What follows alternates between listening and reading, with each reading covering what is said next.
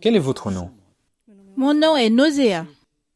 Vous étiez ouvrière dans le passé. Oui, évêque, j'étais ouvrière dans le passé. Combien de temps étiez-vous ouvrière? Un an d'ouvrière. Comment êtes-vous arrivée avant d'être ouvrière? Je suis arrivée triste, angoissée. J'avais une infection à l'oreille et j'ai été guérie. J'ai été guérie et là je suis restée dans la foi jusqu'à ce que je connaisse un ouvrier. Moi, j'étais ouvrière, sauf qu'il était plus vieux que moi. J'avais 16 et lui, je pense qu'il avait 29 ans. Et au début, le pasteur m'a orientée à ne me pas marier avec lui. Il était beaucoup plus âgé. Oui, il était âgé. Vous aviez 14. Non, 16. 16. Et lui, il avait? 29. Alors une différence de 13 ans. 13 ans. Ça m'a révoltée. Le pasteur ne vous a pas interdit, il vous a orienté. Et vu qu'il n'a pas interdit, vous vous êtes mariés quand même. On s'est mariés. Je disais, le pasteur m'embête. Je n'étais pas née de Dieu. Et on a fini par faire des choses erronées. On s'est prostitué. Et nous sommes sortis d'ouvriers. Il m'a dit, le diable l'a utilisé. On sort d'ouvrier.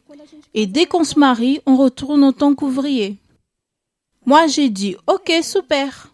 Vous avez accepté son conseil, J'ai accepté son conseil. mais pas celui du pasteur. Du pasteur, je n'ai pas accepté. Alors après toute cette désobéissance, qu'est-ce qui s'est passé? Nous nous sommes mariés et après un mois de mariage, il a commencé à montrer qui il était vraiment. Il a commencé à toucher aux drogues, il volait.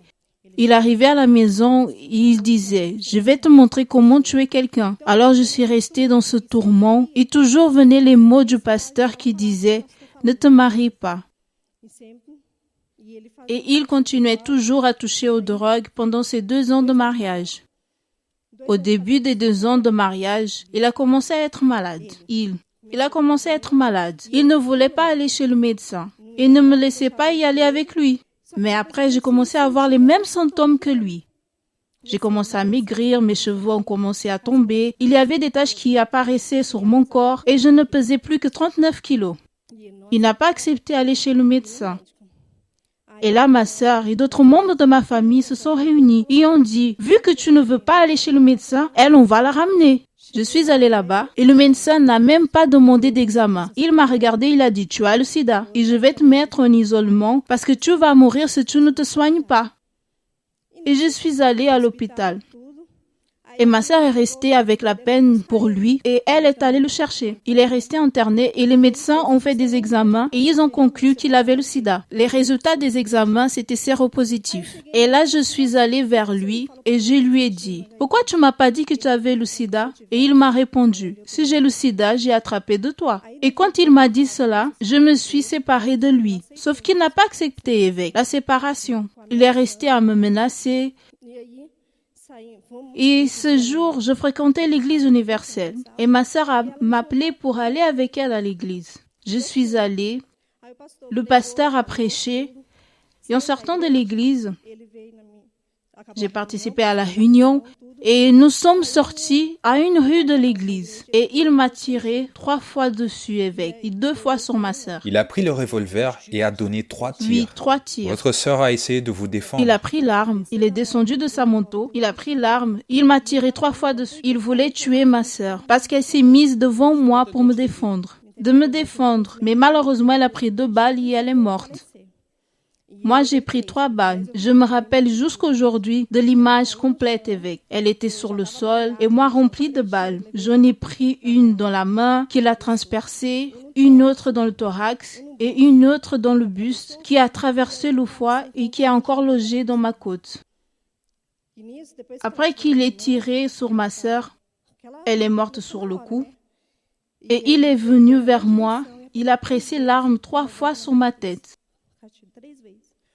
Et le policier m'a dit, Dieu te donne une nouvelle chance. La balle n'est pas sortie. Non, la dernière balle qui avait été tirée est restée coincée.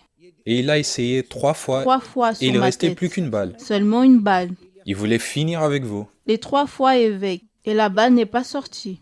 Qu'est-ce qui s'est passé avec lui? Il est mort de la maladie et a été arrêté.